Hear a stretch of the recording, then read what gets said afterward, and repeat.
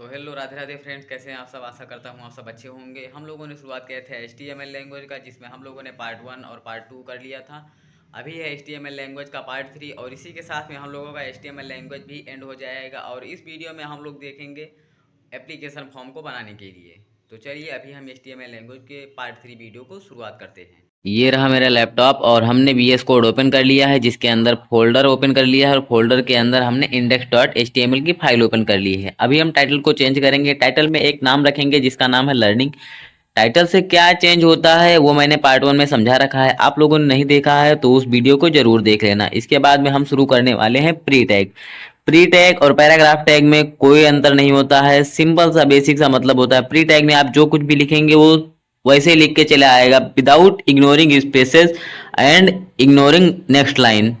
जबकि पैराग्राफ में next line और स्पेस को इग्नोर कर देता है। और इसके बाद हम पेज लेआउट टेक्निक्स में देखेंगे सिमेंटिक टैग और non semantic tag. Semantic tag में क्या होता है कि जैसे हेडर फुटर, हेडर में कुछ भी लिखोगे वो टॉप पे दिखेगा, फुटर में जो कुछ लिखोगे वो बॉटम में दिखेगा।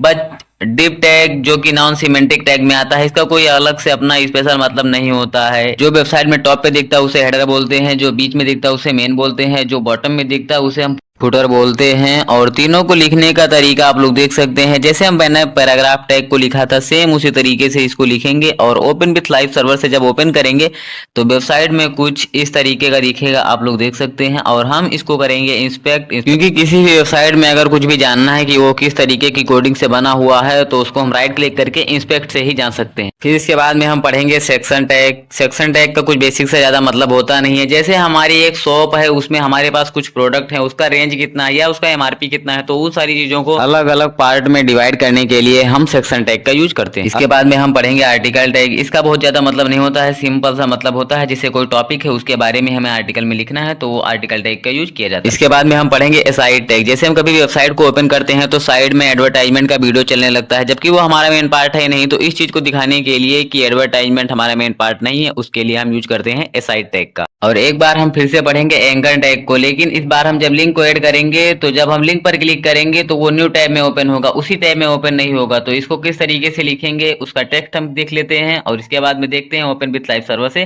कि किस तरीके से वो न्यू टैब में ओपन होता है। और इसके बाद में हम देखेंगे कि इमेज को कैसे क्लिकेबल बनाएं, कि इमेज को क्लिक करने के बाद हमारा सीधे वेबसाइट खुल जाए। तो इस तरीके से हम इमेज को क्लिकेबल बना सकते हैं। और अभी हम पढ़ेंगे डिप टैग। इसका कोई अपना स्पेशल काम होता नहीं है, ये नॉन सिमेंटिक टैग होता है। और ये है एक ब्लॉक एलिमेंट जिसको जरूरत हो ना हो फिर भी वो अपनी की पूरी विड्थ घेर लेता है। अभी हम लोगों ने केवल सिंपली डिप टैग का यूज किया है और इसको इंस्पेक्ट करेंगे तो बहुत छोटा सा ही, बहुत ही कम एरिया ये घेरेगा। बट जब हम इसके अंदर पैराग्राफ टैग को डाल देंगे और उसे इंस्पेक्ट करेंगे तो आप लोग देख सकते हैं ये पूरी की पूरी विड्थ घेर लेगा। इसके बाद में हम पढ़ेंगे स्पैन टैग, जो होता है एक इनलाइन एलिमेंट। वो केवल अपनी साइज, अपनी आवश्यकता के अनुसार ही विड्थ घेरता है, ज्यादा जगह नहीं घेरता है। और इसको लिखने का तरीका सेम बिल्कुल जैसे हमने डिप टैग को लिखा था सेम ऐसे ही स्पैन टैग को हम लिखेंगे और ओपन विथ लाइव सर्वर से करके फिर हम इसको इंस्पेक्ट करेंगे। और अब हम पढ़ेंगे लिस्ट इन HTML, जो दो तरीके की होती है, अनऑर्डर्ड, ऑर्डर्ड। और दोनों को लिखने का तरीका सेम होता है, बस UL और OL का डिफरेंस होता है। और ओपन विथ लाइव सर्वर से ओपन करने के बाद आप लोग डिफरेंस देख सकते हैं। और इसके बाद में हम पढ़ेंगे टेबल्स इन HTML, जिसमें 3 एलिमेंट यूज किए जाते हैं, TR, TD, TH। TR use किया जाता है टेबल रो के लिए, TD यूज किया जाता है टेबल डाटा के लिए, TH यूज किया जाता है टेबल हेडर के लिए। और इसके लिखने का सिंटैक्स कुछ इस तरीके से होता है। और ये रहा कैप्शन टैग, जिससे हमें पता चलता है कि हम किस चीज के बारे में टेबल बना रहे हैं। और इसके बाद में हम पढ़ेंगे T head and T body in tables. T head जो होता है टू रैप टेबल हेड और टी बॉडी जो होता है वो टू रैप टेबल बॉडी। इसका मतलब होता है जो टेबल का हेड होता है वो टी हेड होता है और टेबल के हेड के नीचे की जो बॉडी होती है वो टी बॉडी होती है। और इसके बाद में हम देखेंगे फॉर्म इन HTML। HTML का यूज करके फॉर्म कैसे बनाया जाता है, जिससे क्लास 10, 12, JMS, जे एडवांस का फॉर्म किस तरीके से बनाया जाता है, रजिस्ट्रेशन फॉर्म, उस चीज के बारे में हम अभी देखेंगे। जैसे अभी हमने यहाँ पे लिखा टाइप टेक्स्ट, बट यहाँ पे क्या लिखना है कुछ पता नहीं है। अभी यहाँ पे प्लेस होल्डर इंटर नेम, तो इससे पता चल रहा है कि हमें अपना यहाँ पे नाम लिखना है। और इसके बाद में हम देखेंगे 3 तरीके के टाइप,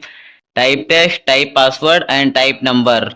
पासवर्ड लिखने के लिए पासवर्ड और नंबर लिखने के लिए नंबर टाइप यूज करेंगे। तो ये रहा पासवर्ड टाइप लिखने का सिंटैक्स। और इसके बाद में हम देखेंगे नंबर टाइप लिखने का सिंटैक्स। अभी हम जो कुछ एंटर करेंगे वो पॉइंट फॉर्म में दिखेगा क्योंकि हमने टाइप पासवर्ड डाल रखा है। और इसके बाद में टाइप नंबर में जब हम कुछ भी वहां पर एंटर करेंगे तो वहां पर सिर्फ और सिर्फ नंबर एंटर होगा, अल्फाबेट कोई भी वहां पर एंटर नहीं होंगे। इसके बाद में हम पढ़ेंगे लेबल टैग, जो यूज किया जाता है सिलेक्शन के लिए, सिंगल सिलेक्शन, मल्टीपल सिलेक्शन। जैसे हम फॉर्म में देख सकते हैं इस तरीके का यूज किया जाता है।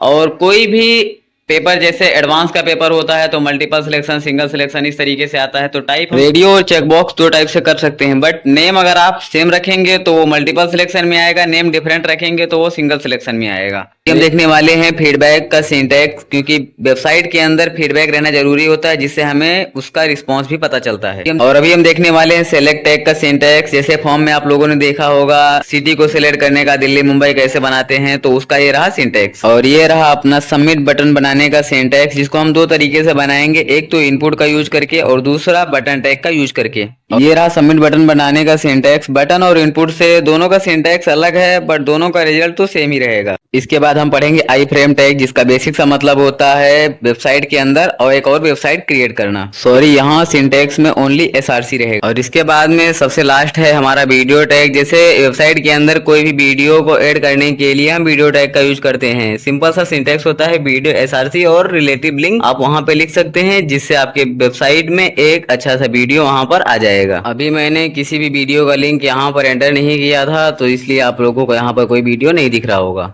पार्ट 3 वीडियो कैसा लगा कमेंट में ज़रूर बताएं, और नए हैं चैनल पर तो चैनल को सब्सक्राइब कर देना, वीडियो को लाइक कर देना और शेयर कर देना अपने सभी रिलेटिव के दोस्तों के पास।